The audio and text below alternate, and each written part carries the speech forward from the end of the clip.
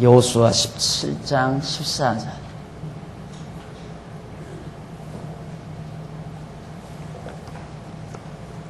요셉 자손이 여호수아에게 일러 가로되 여호와께서 지금까지 내게 복을 주심으로 내가 큰 민족이 되었거늘 당신이 나의 기업을 위하여 한 제비 한 분깃으로만 내게 주심은 어찌미니이까. 여호수아가 그들에게 이르되 네가 큰 민족이 되므로 에브라임 산지가 네게 너무 좁을진데 브리스 사람과 르비임 사람의 땅 삼림에 올라가서 스스로 개척하라. 요셉 자손이 가로되 그 산지는 우리에게 넉넉지도 못하고 골짜기 땅에 거하는 가나안 사람에게는 벳산과 그 향리에 거하는 자든지 이스라엘 골짜기에 거하는 자든지 다 철병가가 있나이다.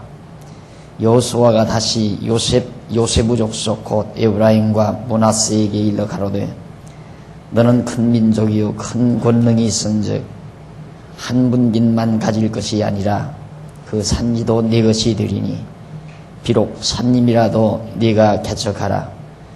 그 끝까지 네 것이 되리라. 가나안 사람이 비록 철병거를 가졌고 강할지라도 네가 능히 그들을 쫓아내리라.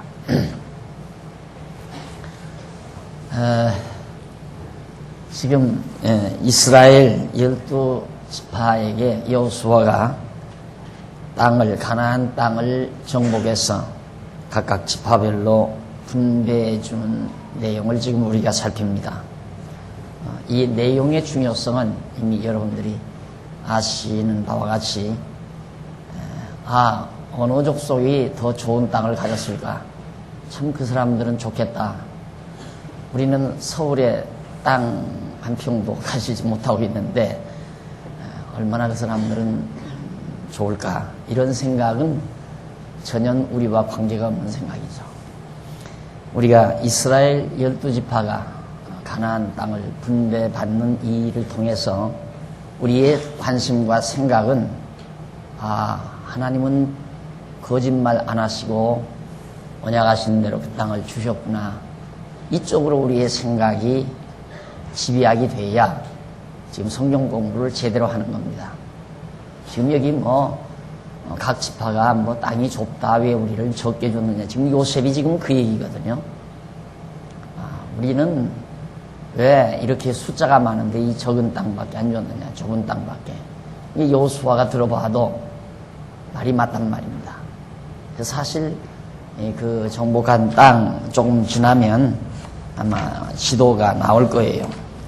좀 지나면 그 분배받은 땅에 대한 지도가 어디 소개될 건데 아직 안 나옵니다.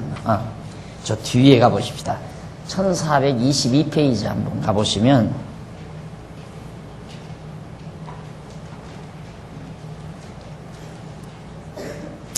(1422페이지) 거기 가보시면 약간 중간에서 한중간에 사해바다 쪽으로 므낫세 지파가 아주 크게 큰 땅을 가지고 있죠.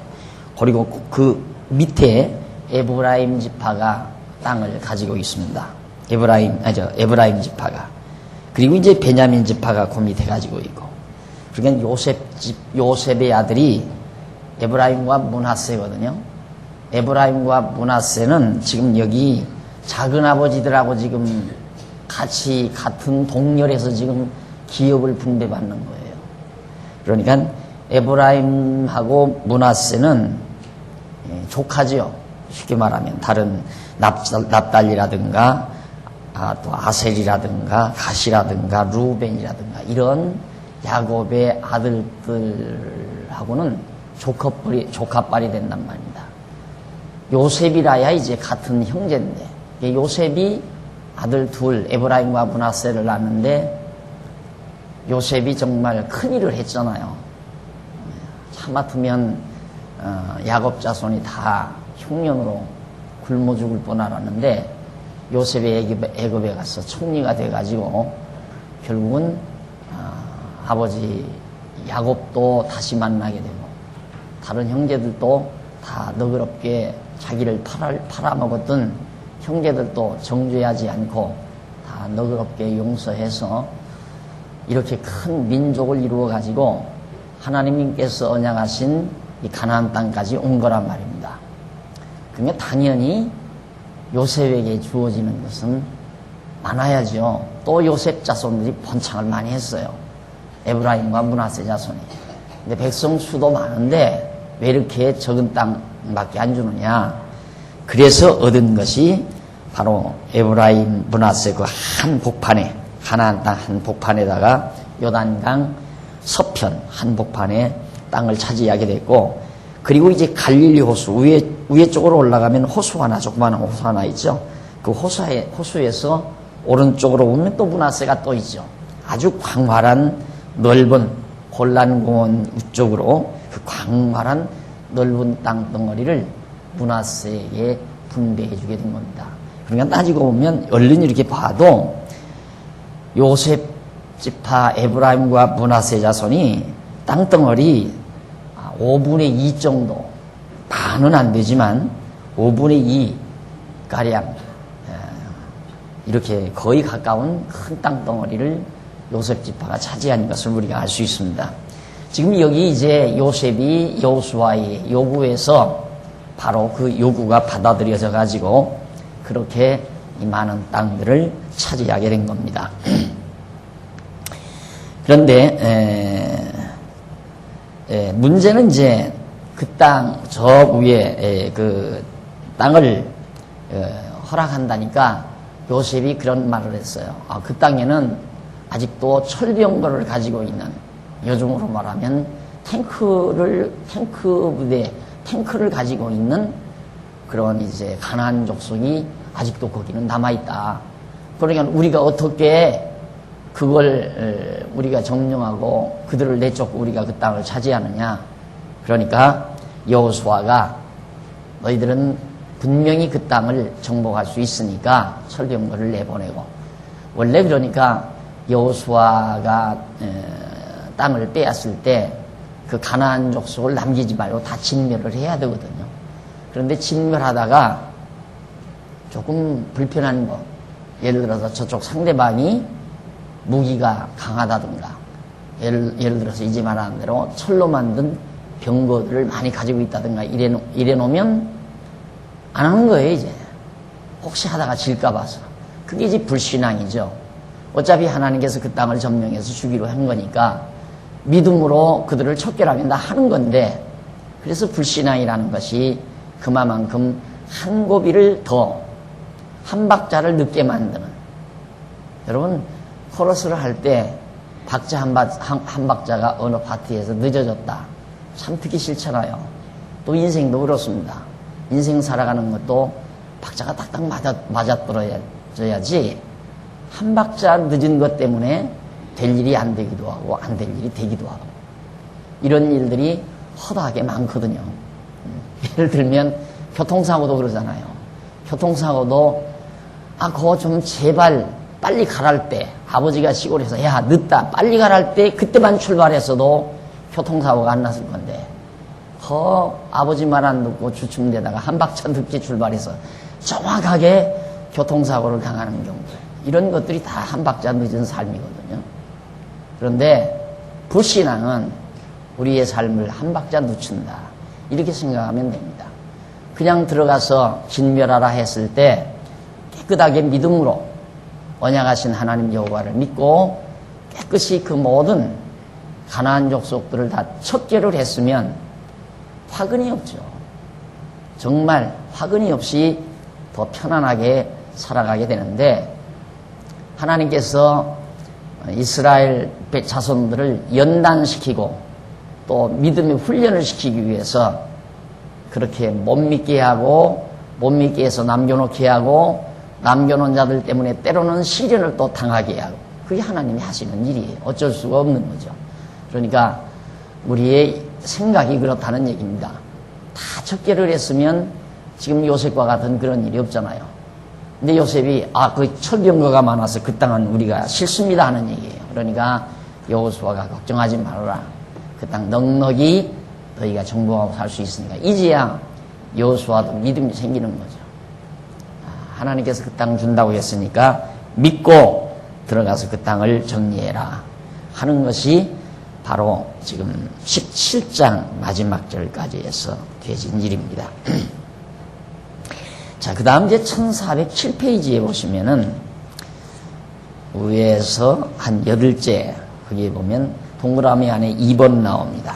이제 미정복지, 아직 땅을 차지하지 못한 것, 아직도 가나안 족속이 그대로 머무르는 땅들, 그런 땅들을 분배를 해줘요. 지난번 말씀드린 거 아직 정복하지도 않았는데 이제는 그걸 분배해줘요. 그걸 보면 얼마나 이제 참 여호수아의 믿음이 성장을 했는가.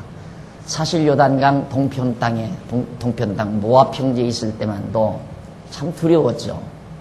요단강을 어떻게 건널 거며, 요단강 건너가자마자 여리고라는 강대한 도성이 있는데 그 성과 우리가 어떻게 싸워서 그 땅을 정복할 것이며, 근데 모세는 역시 또 요단 동편에서 죽어가고요. 여호수아로서는 참 두렵고 떨리지 않을 수가 없죠. 그래서 몇 차례 강하고 담대해라. 여호와 하나님께서 여호수아에게 강하고 담대하라. 두려워하지 말라. 네가 어디를 가든지 내가 너와 함께야만. 그때는 하나님의 말씀을 말씀으로만 듣는 거죠. 그런데 여호수아는 하나님께서 언약하신 그 말씀이 사실화되는 것을 경험을 한 거예요. 자기 눈앞에서 역사적인 사실로 드러나는 것을. 야, 와보니까 진짜 여리고성이 난데없이 무너져버리고 5개국 연합군들이 쳐들어와서 다 여호수아에게 망해버리고, 이러는 과정 속에서 바로 여호수아의 믿음은 자라나게 돼 있습니다. 그래서 믿음이 자라나는 거예요. 그러니까 여러분들이 지금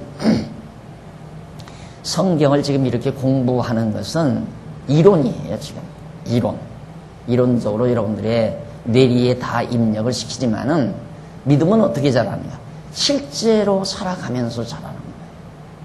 그러니까 이 말씀을 뇌리에 담고 마음뼈에 새겨놓고 2003년도도 여러분들이 앞으로 살아간다면 2002년도에 가졌던 믿음보다 2003년도 한 해를 보내면서 여러 가지 일들을 경험함으로 자라난 그 믿음, 그것이 바로 성숙해 간다는 얘기입니다. 그러다 보면 이제 아직 되어지지 아니한 일도, 장차 되어질 일도 믿어져 버리는 이런 대단한 신앙이 우리 안에서 생기게 되는 거죠. 그러니까 요즘 제가 아가서 강론을 집필하고 있는데, 오늘 지난 주일 오후에도 말씀드린 얘기지만, 솔로몬이 자기 당대까지 이루어진 상황을 아가서 전반부에서 그 역사적 사실을 바탕으로 해서 바로 문학적 방법으로 노래를 하는 거거든요. 이스라엘 민족의 역사. 솔로몬 자기 당대까지. 그런데 앞으로의 일, 자기가 죽은 다음에 되어질 일을 노래를 해요. 앞으로 이스라엘 민족, 자기가 죽은 이후에 이스라엘 백성들에게 이루어질 미래사에 대해서 그걸 문학적 방법으로 노래한다 이 말입니다. 그게 어떻게 가능한 일인가? 그게 믿음이에요. 그러니까 조상들에게 언약한 대로 자기 당대까지 이루어진 것을 보니까 앞으로 되어질 일도 언약된 대로 되겠다는 확신 때문에 그런 결과가 나온다 이 말이죠. 오늘 우리도 그래요. 오늘 우리도 사실 정말 예수가 지난 과거에 오셨다는데 그가 그리스도인지, 그가 내 죄를 사했는지 전혀 안 믿어졌잖아요. 그러나 성경을 읽고 공부하다 보니까 맞구나. 정말 예수는 그리스도로구나. 그래서 그분이 내 죄를 위해서 용서하시려고 오셨구나. 그게 믿어지니까 그 다음 뭐 또 믿어지느냐면 앞으로 오실 것도 믿어진다 이 말이에요. 바보들이 하는 짓 아니에요? 얼른 보면.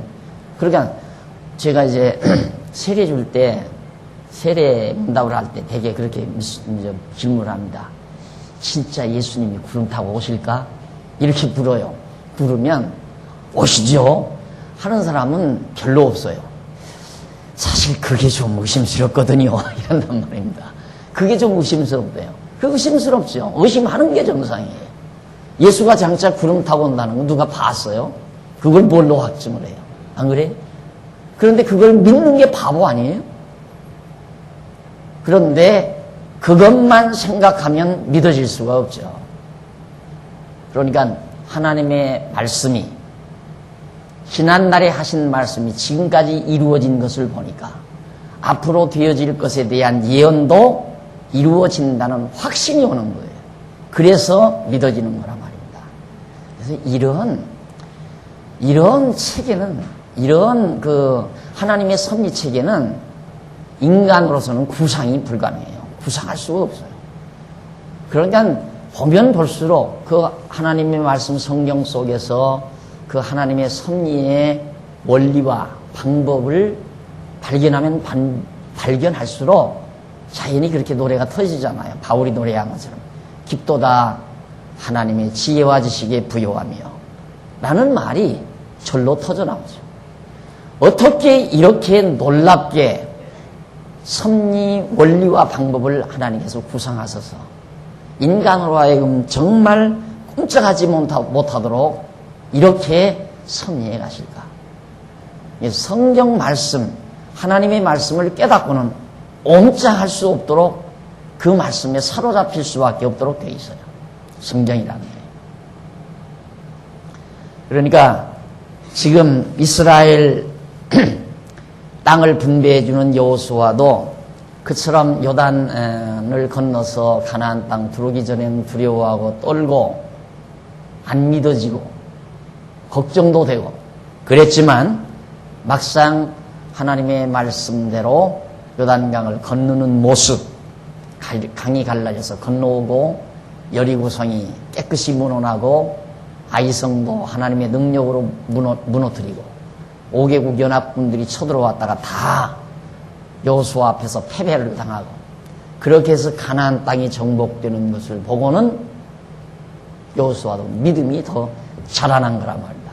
그러니까 요셉을 향해서 철병거가 했으니 거기는 나 못합니다. 그러니까 아니다. 철병거 넉넉히 몰아낼 수 있으니까 너 그 땅 가져라 해서 지금 아까 소개해드린 그 땅들을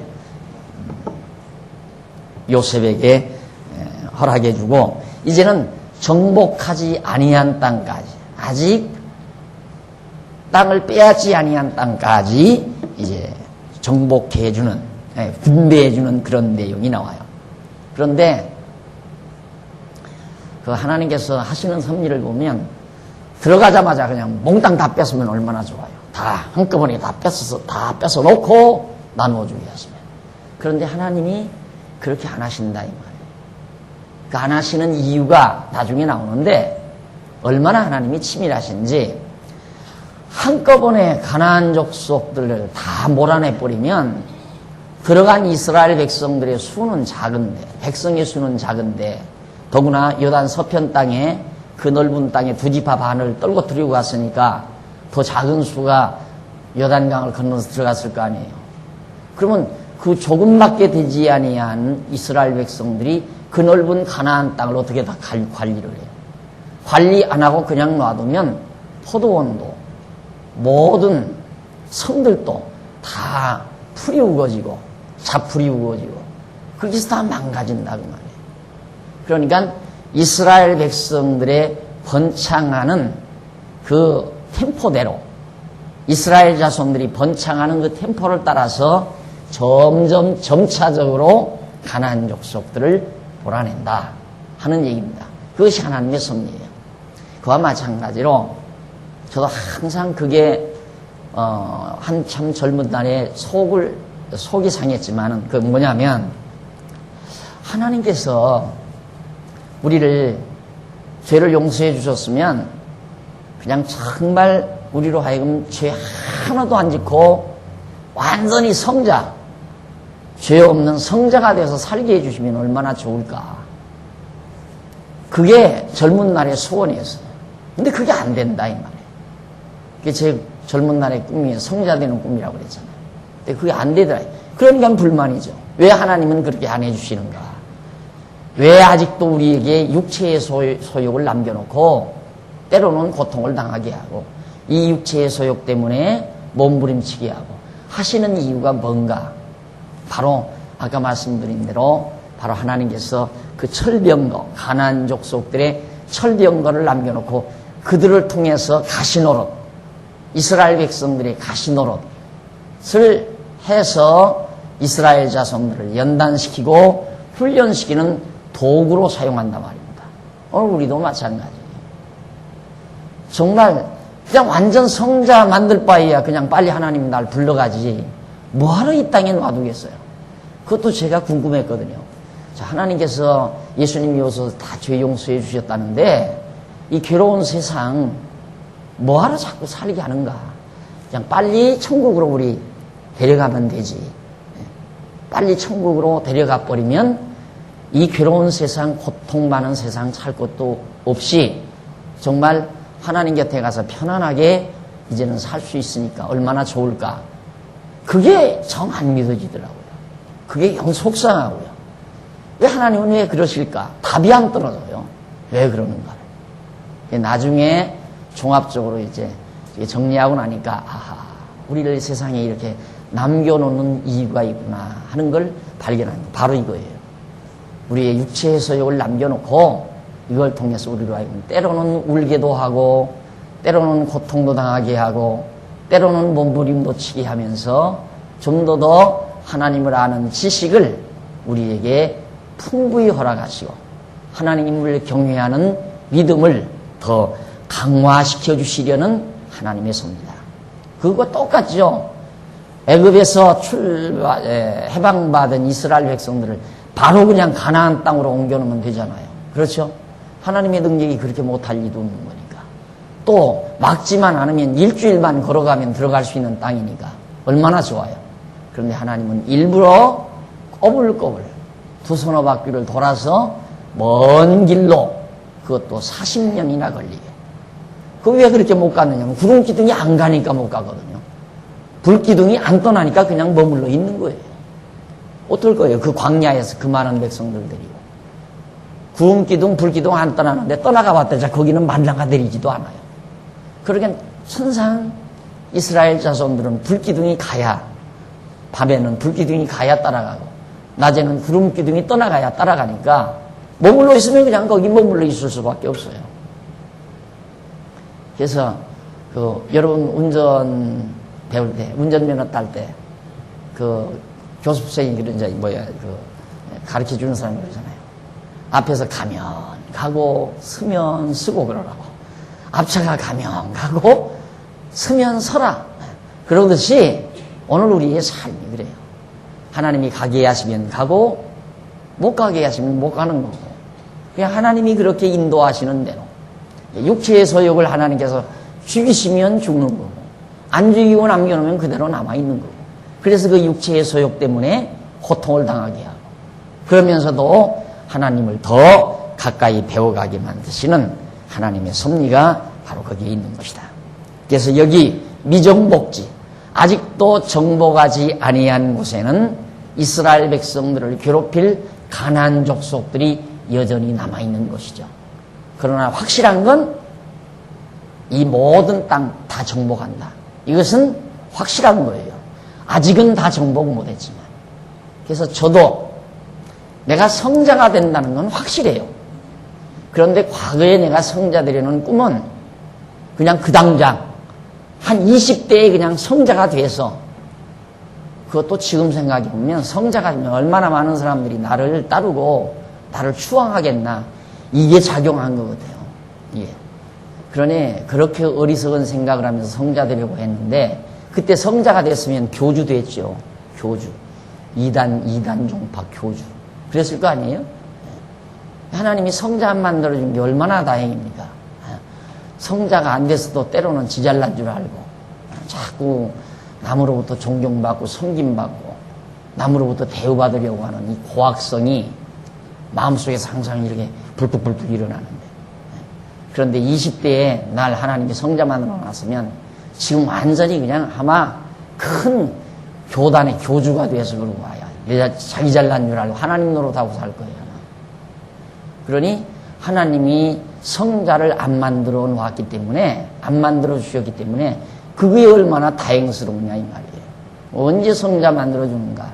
육체의 장막 벗는 날은 천하 없어도 내가 성자가 될 거예요. 그때는 완벽한 성자가 될 거예요. 그래서 하나님의 아들, 거룩한 아들, 하나님의 거룩한 아들이면 성자가 되는 거죠. 왜 나만 됩니까? 여러분들도 다 되는 거죠.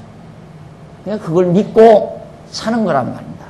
그러나 아직 가나안 땅을 다 정복 못했듯이 오늘 우리도 내 속에서 모든 악의 세력을 다 물리치지 못하고 사는 것이다. 그래서 때로는 더러운 인간성이 나타나기도 하고 미련한 생각이 앞장서기도 하고 걱정하지 마십시오. 절대 그것이 하나님이 나를 사랑해서 남겨놓은 것이니까 그것 때문에 그 대신 믿음은 가져야 돼요. 네, 뭘 믿음? 다 몰아내신다. 하나님이 모든 거 다 몰아내신다. 그래서 내게서 완전히 육체의 소욕, 죄의 권세를 다 물리쳐 버리시고 분명히 하나님은 나를 성자로 만드신다는 확신을 가지고 사서야 되죠. 자, 그 다음 이제 그 밑에 미정복지 분배에서 18장 1절로 7절에 보면 7지파에게 미정복지의 지도를 그려오라고 그러죠. 아직 정복하지 아니한 땅들의 지도를 다 7지파들에게 그려오라고 그래요. 1절 이스라엘 자손의 온 회중이 실로에 모여서 거기 회막을 세웠으니 그 땅이 이미 그들의 앞에 돌아와 복종하였음이나 이스라엘 자손 중에 그 기업의 분배를 얻지 못한 자가 오히려 7지파라.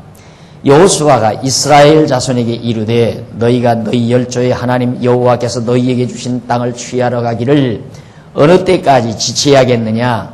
너희는 매 지파에 3인씩 3사람씩 선정하라. 내가 그들을 보내리니 그들은 일어나서 그 땅에 두루 다니며 그 기업에 상당하게 그려가지고 내게로 돌아올 것이라.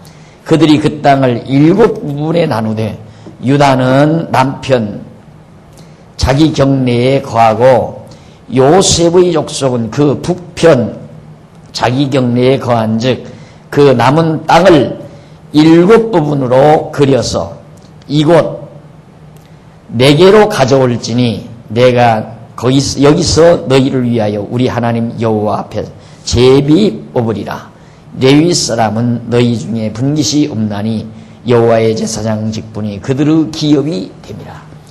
갓과 루벤과 므낫세 반지파는 요단 저편 동편에서 이미 기업을 받았나니 이는 여호와의 종 모세가 그에게 준 것이니라. 그러니까 지금 아까 지도 보셨죠? 다시 한번 지도 보실래요? 1422페이지. 지금까지 이제 점령한 땅, 그러면 여호수아가 들어가서 점령한 땅이 대개 어디냐면 그 유다 지파, 사해바다 밑에 사해바다 있죠? 사해바다 바로 서쪽 그 지역하고 베냐민, 에브라임, 므낫세 그 지역까지가 이제 대충 점령한 곳이고 그 이후에 이스라엘, 스불론, 아셀, 납달리 저쪽 북쪽에 있는 므낫세 땅 이런 등지는 아직 점령하지 못한 땅이란 말입니다. 저 북쪽 지역으로. 그러니까 그 지역에 가서 그림을 다 지도를 그려오라는 거죠. 예, 또 그러라고 이제 여호수아가 시키는 건데 여호수아가 그래요. 여호수아가 이제 그 7지파들에게 왜 너희들은 가만히 있느냐 이거야. 빨리 가서 싸워가지고 땅을 점령하지 않고 왜 그렇게 가만히 있느냐. 그러니까 두려운 거죠. 아직도. 지금까지 승리하고 많은 땅을 빼앗았지만 또 저쪽에 가서는 지면 어떡하는가. 이게 이제 불신앙이에요. 이게 우리의 신앙도 그러잖아요. 믿어질 때가 있어요. 아, 정말 그렇구나. 그러다가도 또 한동안 살다가 오면 참말로 그럴까? 이런다 이 말이죠. 참말로 그럴까? 그래서 또 의심이 생겨요. 그러다가 또 되어지면 맞다. 정말로 그렇구나. 이게 우리 인간. 그것이 얼마나 반복됐느냐에 따라서 믿음의 뿌리가 깊어지는 거예요. 그러니까 하나님께서 우리에게 의심을 주는 것은 믿음을 더 주기 위한 하나님의 섭리라고 그렇게 생각을 하면 틀림이 없습니다. 안 믿어진 만큼 믿어져요. 내가 안 믿어진 만큼, 안 믿어지는 농도만큼, 그 깊이만큼 믿음의 뿌리가 깊어진다 이 말이에요. 그러니까 그냥 무턱대고 막연히 의심도 안 해보고 그냥 믿은 사람들, 이 사람들은 언젠가 어려움이 오면 그냥 다 무너날 사람들이에요. 그게 바로 돌짝밭 위에 가시덤불 위에 떨어진 씨앗과 같은, 이게 진정한 믿음이 아니죠. 믿음은 하나님의 말씀에 기초를 두고 온갖 회의, 불신 이런 것들로 쌓여 있다가 말씀을 깨닫고 믿어지면서 자기 생활 속에서 계속해서 그게 반복이 되져야 돼요. 그러니까 그 아브라함도 안 믿는 아브라함을 하나님이 믿게 만들잖아요. 믿지 아니한 아브라함. 믿음이 있었으면 지금 저렇게 이스라엘 백성들이 훨씬 덜 고충당할 거예요. 믿음이 있었다면. 왜냐하면 아브라함이 믿음이 있었으면 하갈이 허락해주는 자기 아내 사라의 몸종 하갈을 통해서 아들 낳으라고 할 때 아브라함이 한번 호통만 쳤으면 돼요. 에이, 무슨 소리요 당신. 하나님께서 틀림없이 주신다 했으니까 아들 낳을 거요. 이랬어야 되잖아요. 그런데 아브라함도 진짜 내가 이렇게 나이 들수록 나이가 많았는데 하나님이 뭐 아들이 생육하고 번성하라더니만 아들 하나도 없는데 무슨 의미의 생육 번성이냐 하고 아브라함도 의심을 했고 사라도 그것 때문에 고민을 하다가 해결 방법은 몸종을 통해서라도 하나 납시다. 거기에 동감을 합니다. 이게 불신앙의 행위죠. 그 불신앙 행위 때문에 하갈을 통해서 이스마엘 하나 나눈 것 때문에 엊그저께도 피투성이가 한번 또 일어났어요. 지금 4천년이 지난 오늘의 이르기까지 그 불씨앗 하나가 그 이스마엘 하나 안 나눴으면 지금 그런 분쟁이 없잖아요. 물론 다른 지파도 있기는 하지만은 그 불씨 중에 큰 불씨란 말입니다. 그것이 바로 하나님이 우리에게 권고한 나라를 주시는 방법입니다. 그러니까 안 믿어진다고 하는 것은 내가 믿음이 안 온다고 하는 것은 하나님께서 또 한 번 믿음의 연단을 시키시려는 준비 작업을 하시는구나 이렇게 생각하면 틀림이 없어요. 근데 믿어진다는 건 얼마나 좋아요. 믿어져 버리면 편안하고 근심 걱정이 없고 그러니까 근심 걱정이 생기고 염려가 생기는 것은 불신앙의 씨앗이 지금 떨어진 거거든요. 그게 자라나는 거란 말입니다. 그러나 하나님께서 나에게 또 한 번 시련을 시키시려고 그러는구나. 여러분, 다윗은 이스라엘 민족의 지도자로 하나님께서 세우시려고 다윗 꽤 믿음이 좋았잖아요. 소년 시절에도 그 블레셋 장군 골리앗이 그 많은 군대들하고 나와서 딱 버티고 있는데 다윗이 혼자서 돌멩이 메달 가지고서 너는 칼과 창을 의지하고 내게 나오지만은 나는 내가 보독하는 만군의 주 여호와의 이름으로 내게 나간다. 언약, 다시 말해서 언약자 손에게 복을 주시기로 약속하신 여호와의 이름으로 내가 나간다 해서 돌을 던져가지고 물리쳐 버렸잖아요. 골리앗을. 그런 믿음 있는 다윗인데도 연단을 시키잖아요. 사울의 쪽에서 3차례에 거듭된 시련을 시켜요. 그렇게 해서 민족의 영도자로서 당당하게 백성들을 다스려 갈 수 있는 자격자로 훈련시켜가는 거예요. 그런 것처럼 오늘 우리도 평탄하게 세상을 살려는 것은 하나님의 뜻과는 안 맞는 얘기예요. 모진 시련이 우리 생활 속에 자주자주 다가올 수 있습니다. 이런 것들이 절대 나쁜 것만은 아니라는 것. 이게 가끔 걱정스러우면 걱정하세요. 그냥 어쩔 수 없어요. 걱정하는데 근심 걱정이 생기는 걸 어떡하느냐 이 말입니다. 안 믿어지니까 근심 걱정 생기는 거거든요. 근심 걱정 생기는 거 하나님께서 근심 걱정을 덜하는 믿음으로 길러주기 위해서 나로 하여금 근심 걱정을 하게 하시는구나. 이렇게 생각하면 틀림이 없으니까. 이제 그걸 알면 제 강의를 듣고 나면 하다가도 아이고 할 필요가 없지 이러고 또 믿어질는지도 몰라요. 그래서 배우는 거예요, 우리가. 하나님께서 우리로 하여금 이처럼 많은 연단과 시련을 통해서 믿음을 주시기 위하여 이렇게 우리 안에서 온갖 불신앙적 요소를 남겨놓는 것처럼 이스라엘 백성에게도 이 악의 족속들을 남겨놓고 그것들을 점령해서 왜 차지하지 아니하고 여지껏 머물러 있느냐. 너희 각 지파에서 3사람씩을 택해라. 그래서 3사람씩 불러가지고 가서 자세히 살펴서 그 땅을 지도를 그려오라. 대략적으로 이렇게 지도 그려보라. 그려와가지고 그걸 가지고 이제 제비 뽑아 나누어 가지고 그대로 다 가나안 족속들이 그냥 살고 있는 그 땅. 얼마나 여호수아의 믿음이 컸습니까? 아마 그 땅을 차지하는 족속들은 이걸 뭐 진짜 남의 땅을 내 것이라고 할 수 있을까? 지난번 말씀드린 대로 이제 이런 걸 빙자해서 집을 갖고 싶거들랑 돌아다니다가 야, 이 집에서 살고 싶다. 그러거들랑 살며시 그 집 대문에다 십자가 그려놓고 늘 그 집을 머릿속에 그리면서 간절히 기도를 해라. 또 그러잖아요. 예배당을 지려는데 예배당 터를 못 샀을 때 예배당 터 좋은 터 있으면 거기 교인들하고 데리고 가서 하룻밤 그 장소에서 엎드려서 철야 기도를 하나요. 이 땅 하나님이 우리에게 달라고. 그러면 준다 이거예요. 이런 내용을 통해서 그러는 거예요. 이런 걸 보고. 그러니까 그 내용 그것만 딱 잘라서 봐라. 이거 채 점령도 안 된 것을 믿음으로 차지하지 않았느냐. 저게 내 것이 아니지만 믿기만 하면 내 것 된다 이거죠. 그게 얼마나 얼른 들으면 맞는 얘기 같아요. 그러니까 내가 여러분 이 부분만 그냥 딱 읽고 미정목지를 분배해주는 이 부분만 여러분들이 읽고 보십시오. 여러분 내 것이 아니지만 내 것으로 믿고 살아가면 그것이 내 것이 됩니다.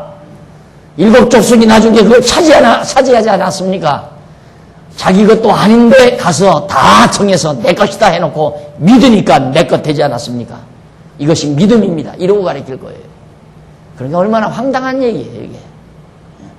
거기에 전제가 빠져죠. 가장 중요한 전제. 그게 뭐냐면 하나님의 언약입니다. 하나님께서 이 가나안 땅 이걸 주겠다고 조상 아브라함에게 동서남북 다 바라보라고 하면서 이 땅을 네 자손에게 주겠다. 아브라함에게 언약하신 거예요. 그러니까 그때가 한 500년 전이죠. 500-600년 전에 언약을 하신 거기 때문에 그 언약에 의해서 하나님께서 언약했으니까 하나님이 주시니까 그걸 믿은 거죠. 주실 걸 그래서 믿은 거지. 아니 돌아다니다가 십자가 그려놓은 그 집을 언제 나에게 준다고 하나님이 언약한 내용이 어느 책에 있습니까? 자기가 기록한 성경이 있나요? 자기 조상들이 그렇게 기록해 놓은 성경이 있습니까? 그게 없잖아요. 하나님의 언약이 없잖아요. 가장 중요한.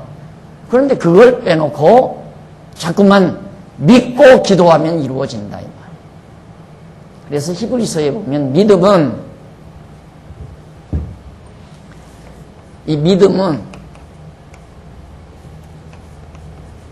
바라는 것들의 실상.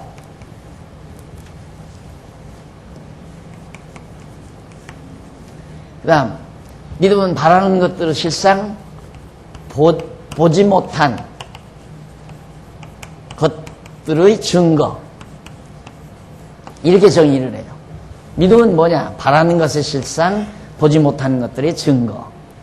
그래서 이걸 이제 그러니까 히브리서 기자가 말하는 얘기는 바로 이것과 똑같은 얘기예요. 바라는 것들의 증거. 저 땅 하나님께서 언약하셨기 때문에 그 땅이 우리 것이 되기를 바라지 않아요. 그건 실상으로 이루어져요. 사실로 이루어진다 이 말이에요. 그 다음 아직 그 땅을 보지도 못했어요. 그렇지만 그 땅이 내 것이라고 증거할 수 있다 이 말이에요. 왜? 이 앞에 하나님의 언약이 있기 때문에. 하나님의 언약에 기초한 믿음, 그게 바로 바라는 것들의 실상, 보지 못한 것들의 증거. 하나님께서 이미 나에게, 지금도 나에게 언제, 예를 들어서 아파트 10평짜리 나에게 준다. 어디에 있는 아파트 10평짜리 언제 준다. 누구에게 준다. 이 약속 하나님이 하셨다면 그걸 믿어야죠. 그래서 10평짜리를 바라보면서 그걸 간절히 10평짜리 아파트가 내 것이 되기를 바랄 때 그건 사실로 돼요. 왜? 하나님이 언약하셨으니까. 그리고 아직 10평짜리 내가 보지 못했지만 나는 내 앞으로 하나님께서 10평짜리 주셨다라고 증거할 수 있다 이 말이에요. 그게 믿음이다 이 말이에요. 그러니까 가장 중요한 게 이거예요.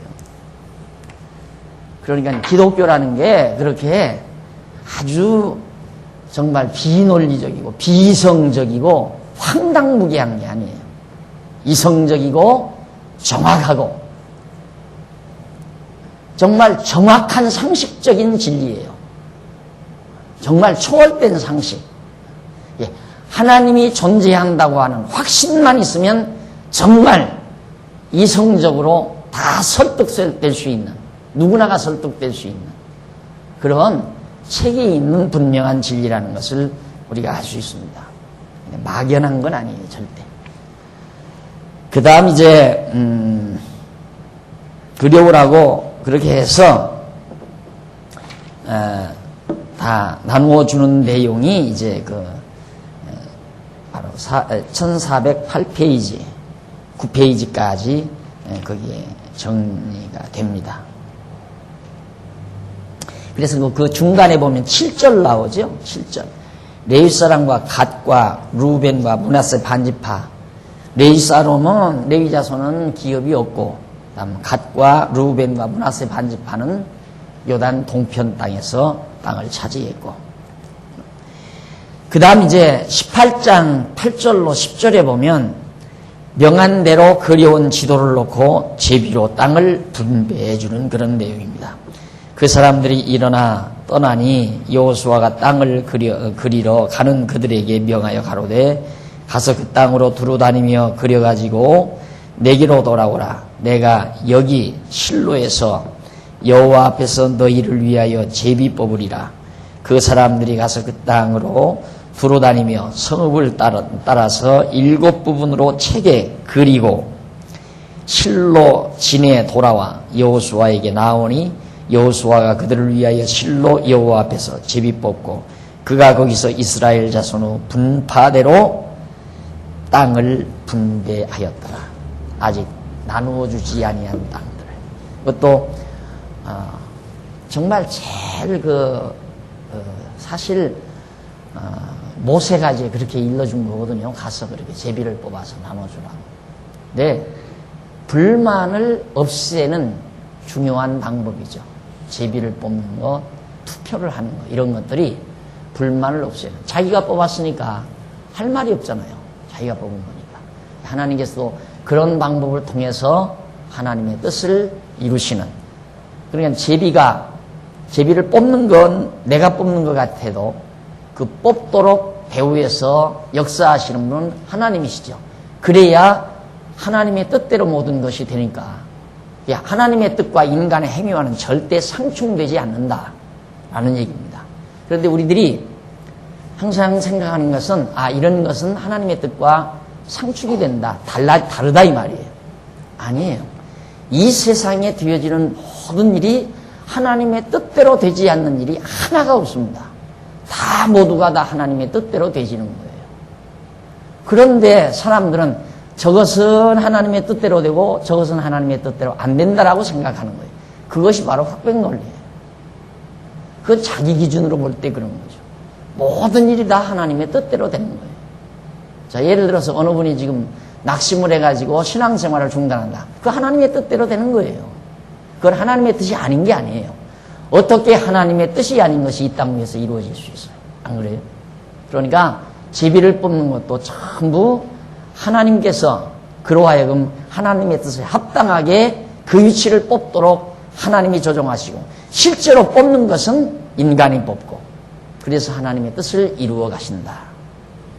그래서 궁극적으로는 인간의 모든 행동이나 여기 이 지상에서 일어나는 모든 행사들은 하나님의 뜻이 아닌 것이 하나도 없다. 전부가 다 하나님의 뜻을 이루어가는 과정들이다 라는 얘기입니다.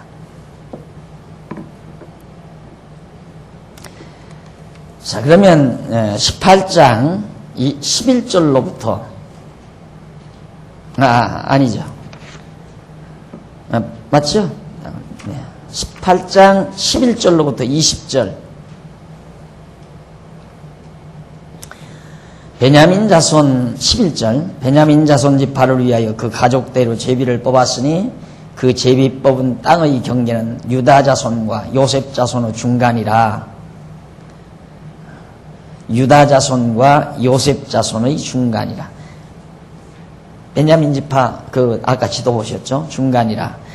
그 북방 경계는 요단에서부터 여리고 북편으로 올라가서 서편 산지를 넘어 또 올라가서 베다원 황무지에 이르며 그 경계가 거기서부터 루스로 나아가서 루스 남편에 이르나니 루스는 곧 베델이며 또 그 경계가 앗달로 내려가서 아래 베토론 남편 산 곁으로 지나고 베토론 앞 남편 산에서부터 서방으로 돌아 남편으로 향하여 유다 자손의 성읍 기럇바알 곧 길앗 여아림에 이르러 끝이 되나니 이는 서방 경계며 남방 경계는 길앗 여아림 끝에서부터 서편으로 나아가 넵도와 물 근원에 이르고 르바임 골짜기 북편 한놈의 아들 골짜기 앞에 있는 산 끝으로 내려가고 또 한놈의 골짜기로 내려가서 여부스 남편에 이르러 엘로겔로 내려가고 또 북향하여 엔 세메스로 나아가서 아둠민 비탈 맞은편 글릿롯으로 나아가서 루벤 자손 보한의 돌까지 내려가고 북으로 아라바 맞은편을 지나 아라바로 내려가고 또 북으로 벳 호글라 곁을 지나서 요단 남단에 당한 여매의 북편 해만이 그 경계의 끝이 되나니 이는 남편 경계며 동방 경계는 요단이니 이는 베냐민 자손이 그 가족대로 얻은 기업의 사면 경계였더라. 자, 이게 이제 바로 베냐민 자손 지파가 얻은 기업의 사면 경계, 동서남북 사면 경계에 대한 내용인데 다시 한번 지도를 딱 보면 베냐민 지파 바로 에브라임과 유다 지파 사이에 껴 있죠. 그 베냐민 지파의 그 사해바다 바로 끝에서부터 그 왼쪽으로 조그만하게 땅덩어리가 거의 가장 작다시피 합니다. 베냐민 지파가. 그래도 거기가 장차 예루살렘 성전을 지을 장소와 가장 가깝다는 데 의의가 있는 거죠. 이 베냐민 지파가. 그래서 베냐민은 가장 막내둥이며 사랑을 입은 자지만은 끝까지 유다 지파의 보호를 받고 있습니다. 가까이에서. 그렇게 하나님께서 또 땅을 배치해서 이렇게 해놨는데, 자, 우리가 이런 사실을 전체적으로 모르고 지금 읽어드린 내용을 우리가 살피면 정말 참 오는 곳이에요. 어디서 어딘지도 모르겠고 이것이 왜 우리가 읽어야 될 하나님의 말씀인지도 모르겠고 의미도 없는 것 같고 그렇지만 이게 얼마나 큰 의미가 있는 내용인지 모릅니다. 왜냐하면 하나님께서 주신다는 땅을 이렇게 사실로 땅 지역까지 경계까지 정확하게 밝히면서 밝혀주잖아요. 그건 강조에 달려있는 강조점. 이렇게 많은 분량의 지면을 할애해서 이걸 기록한다는 것은 강조하는 거란 말입니다. 뭘? 하나님의 언약이 이루어졌다는 걸 강조하는 내용이죠. 그래서 이제 자유주의 신학자들은 어떻게든지 성경이 거짓말이다, 하나님 말씀이 아니다라고 증명하려는 것이 이제 자유주의 신학자들이거든요. 그들은 이제 니체의 제자들이니까 인간 의지를 강조하려는 거니까 하나님을 인정해서는 안 되죠. 하나님은 계시다 하더라도 우리와 전혀 무관하다. 이 세상은 완전히 우리 인간의 의지력에 달려있다라고 주장하려니까 성경을 어떻게든지 이게 하나님의 말씀이 아니다라고 증명하기 위해서 어떻게 하냐면 지금 여기 11절로 20절에 나오는 각 지명들이 있죠. 지명. 도성들 지명들이. 이게 거의 다 있어요. 지금도 현재. 거의 다 있는데 어쩌다가 완전히 폐허가 돼서 없어진 도성들이 있단 말입니다. 지금 전혀 없어요. 그런 이름도 지금도 없고. 그러니까 그걸 보고 봐라. 그런 땅이 어디 있느냐. 그런 도성이. 그러니까 이거 다 헛거다. 이런 맹추들이 결국은 성경을 하나님의 말씀이 아니라고 주장하는 거예요. 아니 100개 중에 도성 100개 중에 서령 30개밖에 없다 하더라도 인정을 해야죠. 벌써 수천 년 지나면서 다 성이 무너지고 폐허될 수 있죠. 그래서 이제 고고학자들이 땅을 파는 거예요. 가서 그걸 찾기 위해서 확증하려니까 찾아야 되잖아요. 그 사람들이 반대하니까. 그러니까 이 고고학 학자들이라는 게 참 고달픈 거죠. 자유주의 신학자가 나가, 야, 베델이 어디 있느냐, 베델 도성이 어디 있느냐, 지금 없지 않느냐. 그러니까 이제 이 성경에 나온 대로 위치를 파악하고 대략 그 위치를 파악해서 거기를 맴도는 거예요, 그냥. 몇 년 동안. 대학 강당에서 이제 강의하다가 방학하면 이제 또 싸질머지고 가요. 가서 이제 돌아가다가 어디에서 이상한 무슨 흔적 하나만 발견하면 이제 인부동원해서 거기를 파는 거예요. 왜? 성터 찾으려고. 여기가 베델이다. 이렇게 말해주려고. 그러니까 성경이 하나님 말씀이다. 쉽게 말해서 베델 성터가 나왔기 때문에 하나님의 말씀으로 그렇게 정리되는 건 아니에요. 그냥 성경은 틀림없이 하나님 말씀인데 하나님 말씀이기 때문에 베델이라고 하는 그곳에 성터가 그대로 있는 거죠. 여리고성이 무너졌다는 사실을 부정하니까 발굴했잖아요. 발굴해 보니까 진짜 그 무너난 여리고 성터에 땅속에 그냥 갑자기 무너난 형태의 흔적들이 그대로 묻혀 있다 이 말이에요. 그러니까 봐라. 이게 갑자기 무너진 상태 아니냐. 이게 점점 비가 오고 무슨 기온의 변화에 따라서 점점 이렇게 무너져 내린 게 아니라 갑자기 무너진 모습 그대로 땅속에 있다 이 말이에요. 여리고에. 그런 걸 하나하나 찾아서 이제 고고학 서적이라는 게 바로 성경 고고학이라고 하는 책에 보면 이제 그런 게 다 나오죠. 근데 그런 얘기를 제가 좀처럼 여러분에게 안 하는 것은 그것 때문에 성경이 하나님 말 아니에요. 성경이 하나님의 말씀이라는 건 언약대로 이루어졌다는 사실 이상 더 강한 증명이 없어요. 가장 강한 증명이에요. 언약하신 대로 예수가 그리스도로 오셨다는 사건, 이것만큼 성경이 하나님의 말씀이라는 증거는 여리고성 흔적이 아무리 풍성이 나온다 할지라도 그거야 그럴 수도 있죠. 그때 예를 들어서 자유주의 신학자들이 또 말할 수 있잖아요. 그때 아마 지진이 일어나서 그렇게 무너나는가 보다 해버리면 끝나는 거예요. 그걸 어떻게 꼭 하나님이 무너뜨렸다고 그러겠느냐. 처음에는 여리고성이 무슨 무너났겠느냐 이러고 반대하다가 봐라 갑자기 무너나지 않았느냐 발견하니까 그거야 뭐 무너났으면 뭐 지진이 일어나서 무너났겠지 무슨 뭐 하나님의 그때 모세를 통해서 무너뜨렸겠느냐 여호수아를 통해서 그러고 반대하면 끝없는 논쟁만 벌어지는 거예요. 그것 갖고는 해결이 안 나요.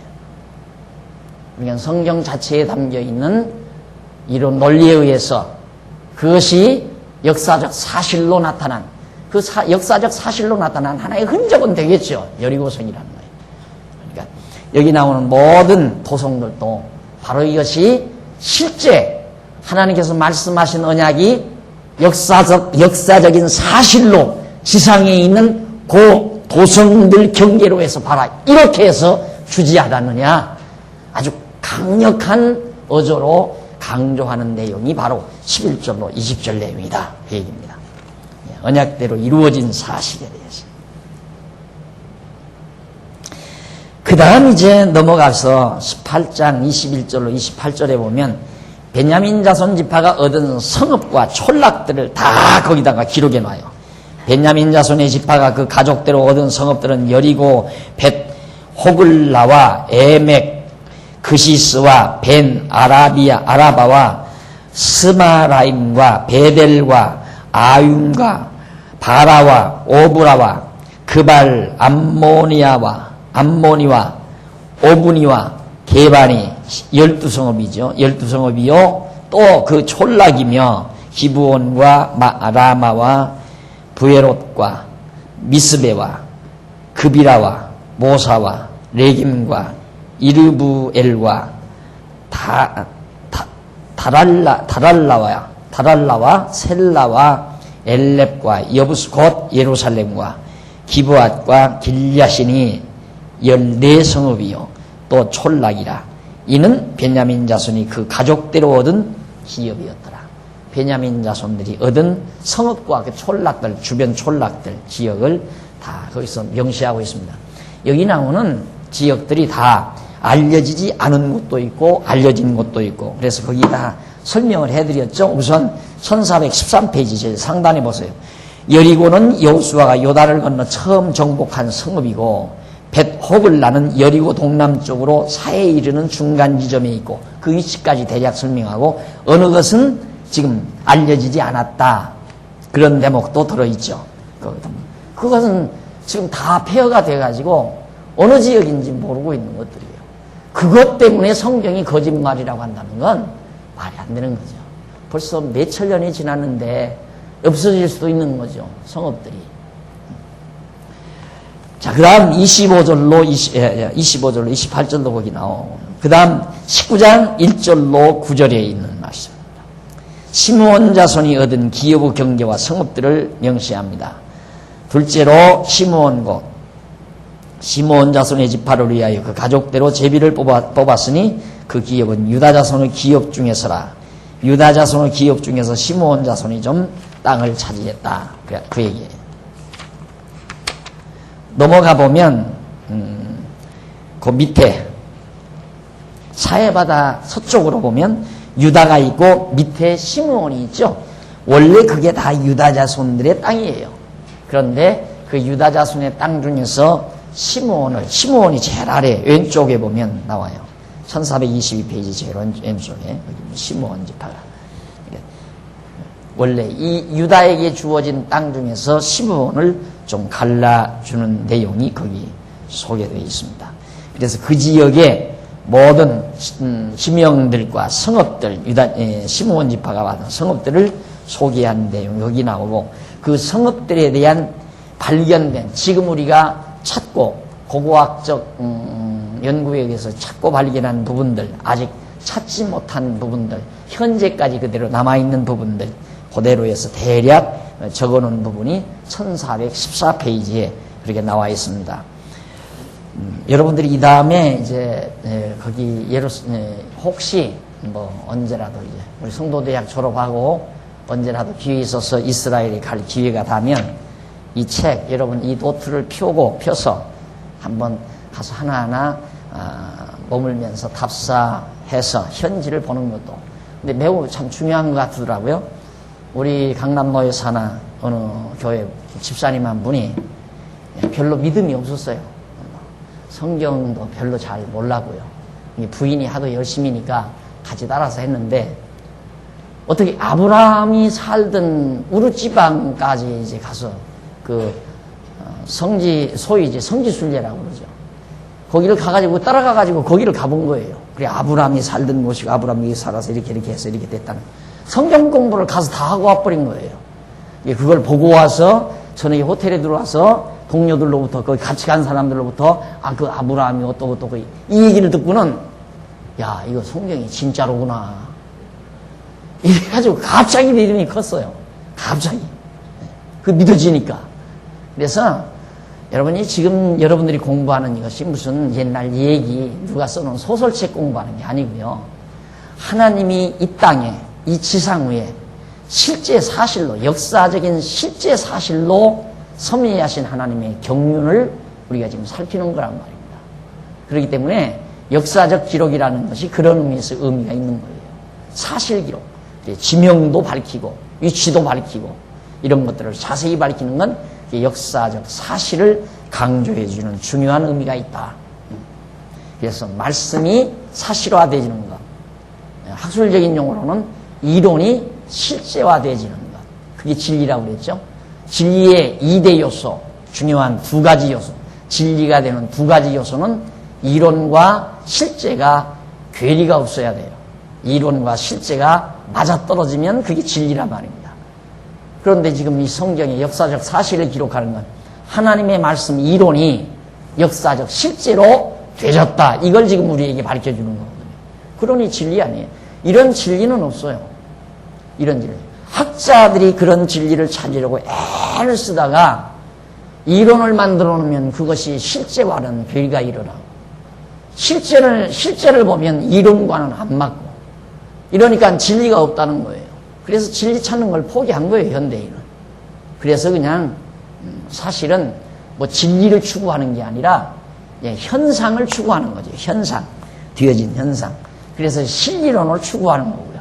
그냥 실리론을. 무슨 원리라든가 진리에 관한 어떤 체계라든가 이걸 추구하는 게 아니라 실리를 추구해요. 정치도 실리 추구해요. 그냥. 이렇게 거래해서 이득 보면 하고 이득 없으면 안 하고 우리 삶도 그거 아니에요. 뭐든지 이득 없으면 안 하고 이득 있으면 하고 내가 이렇게 노력해서 내게 소득이 있으면 하고 노력해봤자 소득이 없으면 안 하는 거. 그렇게 단순하게 사는 거란 말이에요. 그런데 나는 후배들한테 그냥 해. 배고파도 해. 그냥 이게 좋으면 그냥 다른 짭을 가지고라도 돈 벌어다 먹으면서 공사판에 가서 일을 해서 쌀 팔아다 먹으면서라도 할 용의가 있으면 하라고 하는 말. 이 실리 추구가 아니거든요. 왜? 원리가 있으니까. 원리가 있으니까. 그래서 진리가 없으면 진리를 추구할 수밖에 없어요. 현대는 진리 추구하는. 대학도 전부 진리 추구하는 쪽으로 몰아가잖아요. 학문이랄 것도 없죠. 진리가 없는 게 무슨 학문이에요. 그냥 진리를 추구하는 방법, 기술이죠. 기술. 어떻게 하면 내 이익을 얻을 수가 있느냐. 그 기술을 가리키는 거예요. 방법을. 그런데 그게 무슨 진리예요. 진리가 없는 세상이기 때문에 결국 원리를 못 찾죠. 그래서 이번 대통령 누구잖아요. 그냥 보통 상식이 통하는 교회. 그냥 보통 상식이 통하는, 이 진리가 통하는, 상식이 통하는 교회란다. 상식이 통하는 사회. 그냥 진리가 통하는 사회가 아니에요. 상식이 통하는 사회죠. 사람들이 이렇게 생각해 봐서 상식적으로 그렇겠다. 그럴 수밖에 없는 거예요. 실리적인 상식이 통하면 되는 거예요.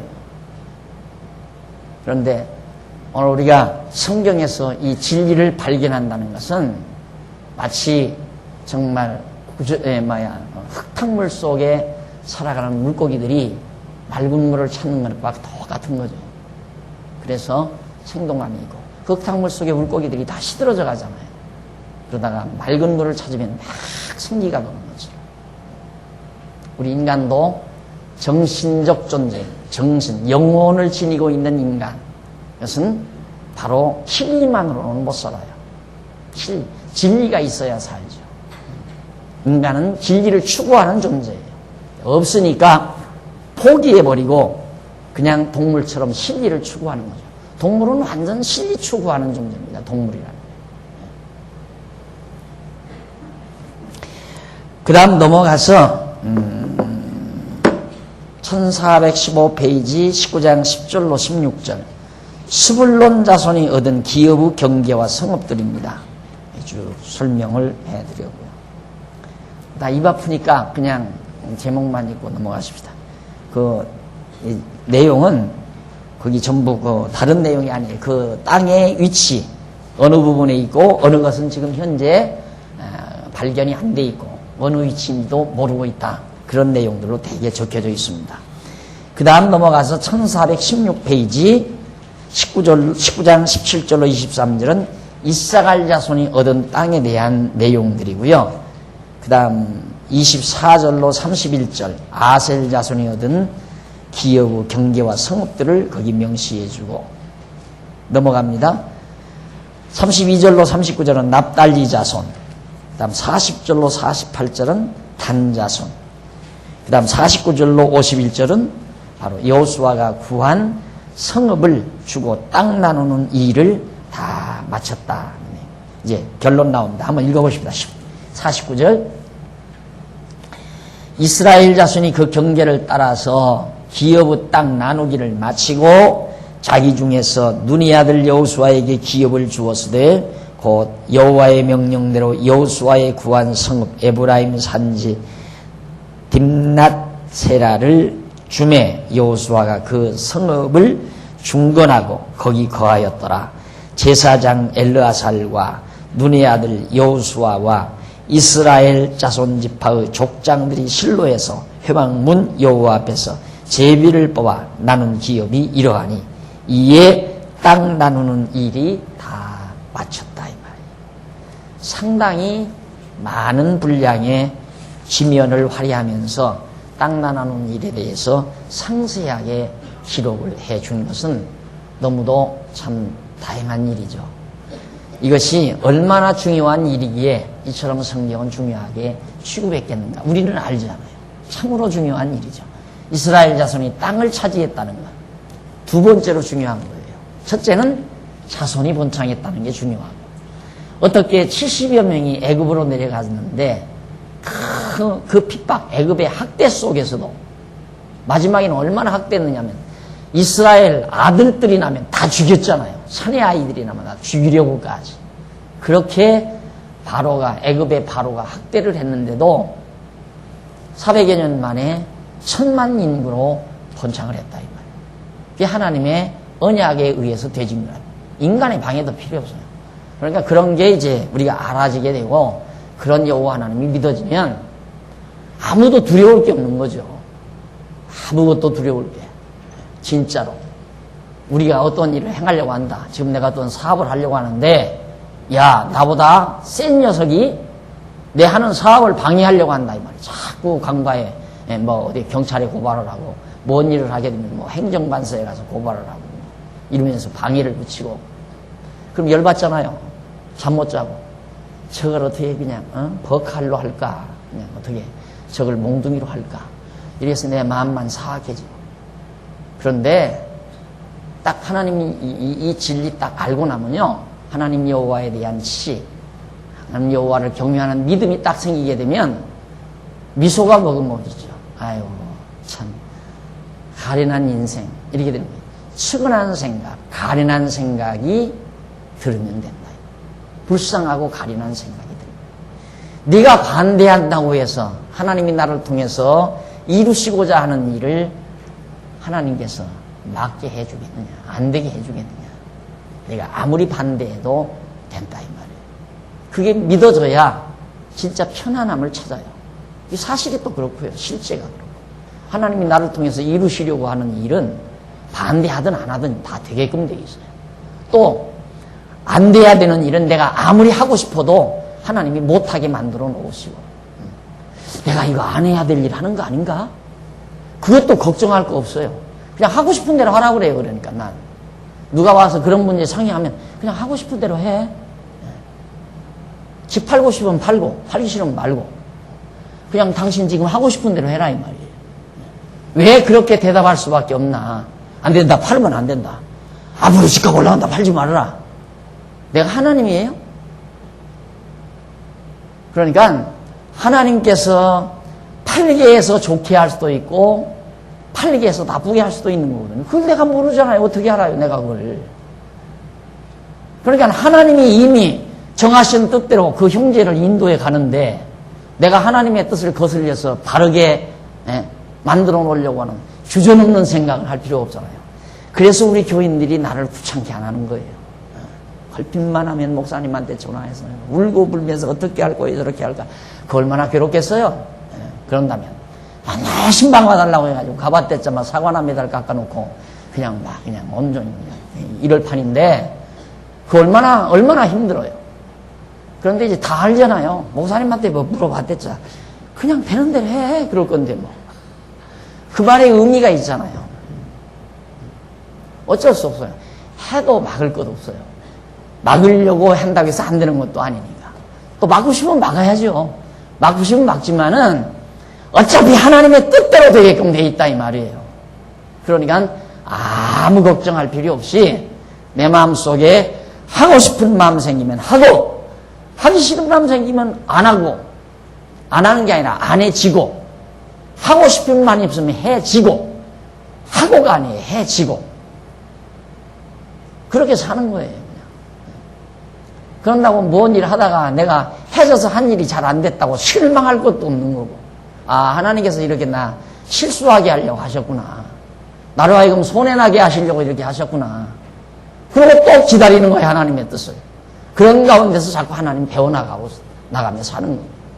그런데 우리는 관심을 항상 강조하지만 우리의 관심은 일이 되느냐 안 되느냐에 달려있고 이득이 많으냐 적으냐에 관심이 쏠려져 있으니까 문제 해결이 안 되는 거예요.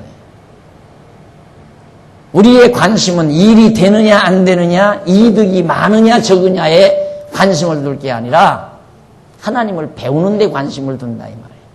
그러니까 일이 안 돼서도 배우고 돼서도 배우고 이득이 많아서도 배우고 적어서도 배우고 모든 것에 의해서 다 하나님을 배워가는 입장이니까 다 좋은 거 아니에요?